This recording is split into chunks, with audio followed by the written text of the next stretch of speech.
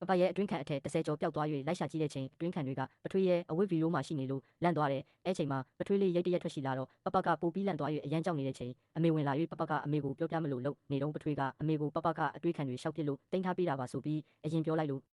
အမေကပပဘလို့ပြောပြပပကိုမယုံကြည်ပဲပထွေးကိုပဲယုံကြည်ပြီးပပကိုစူငေါက်လိုက်၍ခေါ်ထုတ်သွားတယ်။အဲကြောင့်ပပကတငယ်ချင်းကိုပထွေးရဲ့လုပ်ရက်တွေအကုန်ပြောပြတော့တငယ်ချင်းကပပကိုပထွေးရဲ့ကြံစည်မှုကနေအမြန်လွတ်မြောက်နိုင်ဖို့ယောက်ျားယူပြီးအပြင်မှာနေလိုက်ဖို့ပြောပြ၍ယောက်ျားတစ်ယောက်ကိုချိန်တွေးဖို့စီစဉ်ပေးလိုက်တယ်။အဲကြောင့်ပပလေးတငယ်ချင်းစီစဉ်ပေးတဲ့အတိုင်းတွားတွေ့တဲ့ချိန်တထေးသားကိုတငယ်ချင်းမိတ်ဆက်ပေးတဲ့လူထင်ပြီးတခါတည်းသူ့ကိုမိတ်ဆက်၍အမြန်လက်ထပ်နိုင်မနိုင်ကြောင်းမေးလိုက်တယ်။အဲချိန်မှာတထေးသားကရုတ်တရက်သစိမ်းလူကသူ့ကိုလက်ထပ်ဖို့လာပြော၍အံ့ဩပြီးကြည့်လိုက်တော့သူ့တစ်ချိန်လုံးခိုးချစ်နေတဲ့မိန်းကလေးဖြစ်နေ၍တခါတည်းတွားလက်ထပ်ဖို့သဘောတူလိုက်ပြီးသူတို့နှစ်ယောက်ကတွားလက်ထပ်လိုက်ကြတယ်။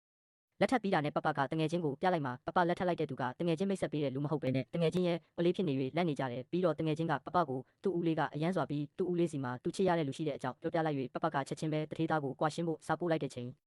တထေးသားကပပကိုမကွာရှင်းချင်၍ဖုံးဆက်ပြီးပပကိုလက်ထပ်ဖို့စပြောတဲ့လူကမင်းမအဲကြောင့်မင်းတာဝန်ယူရမယ်ဆိုပြီးပြော၍ဖုံးချလိုက်တာနဲ့အဲဒါကြောင့်ပပကဇဝိဇဝါဖြစ်နေတဲ့ချိန်ပထွေးကဝင်လာပြီးပပကိုစားဖို့လုပ်နေတယ်အဲချိန်မှာကုတီပဲအမေပြန်ရောက်လာလို့အမေကပပကိုတကားတော့ခတ်ထားလို့လာဆူငေါက်နေ၍ပပကတော့အမေကိုပထွေးကသူ့ကိုစားချင်းနေကြောင်းပြောပြပေးမယ်အမေကပပရဲ့စကားကိုအရေးမလုံနားမထောင်ပဲပထွေးဘက်ပဲပါနေ၍ပပကအမေကိုអော်လိုက်ပြီးနှစ်ယောက်ဒီစကားပြောဖို့ချိန်လိုက်တယ်အဲချိန်မှာပထွေးကပပအမှန်အတိုင်းပြောပြလိုက်မှကြောက်၍ပပကိုဂယုစိုက်တယ်လို့ချင်းချောက်လိုက်ပြီးထွက်သွားလိုက်တယ်အဲကြောင့်ပပကအမေကိုပထွေးရဲ့အကြောင်းပြောပြမလို့လုံနေတော့အမေစီမှာကိုဝင်ရှိနေပြီးဆိုတာကြားရတော့အမေကိုစိတ်ပူးတက်တဲ့ပပကပြောမပြရဲတော့ပဲဖြစ်နေ၍ဒီအိမ်ကနေအမြန်ထွက်သွားနိုင်ဖို့ပဲဆုံးဖြတ်လိုက်၍ပပကတထေးသားနဲ့ချိန်တွေ့ပြီးသူတို့နှစ်ယောက်ကမကွာရှင်းတော့တဲ့အကြောင်းပြော၍ပပကတထေးသားကိုဒီညလာကြိုးဖို့ပြောလိုက်တယ်အဲကြောင့်ပပကအဝတ်စားတွေတိတ်နေတဲ့ချိန်အမေကပပအပြင်မှာထွက်ရှိနေမှာကိုမကြိုက်၍လာတားနေတယ်အဲဒါကြောင့်ပပကအမေကိုပထွေးကသူ့ရဲ့အတွင်းခံတွေလေးခိုးတယ်ပြီးတော့သူ့ကိုရောခိုးစားချင်နေတဲ့အကြောင်းပြေပြတော့အမေကပထွေးရဲ့စိတ်ကရိုးသားတယ်ပဲထင်၍တမိဖြစ်သူဘလို့ပဲပြောပြမယုံကြည်ဖြစ်နေ၍ပပကအယံဝမ်း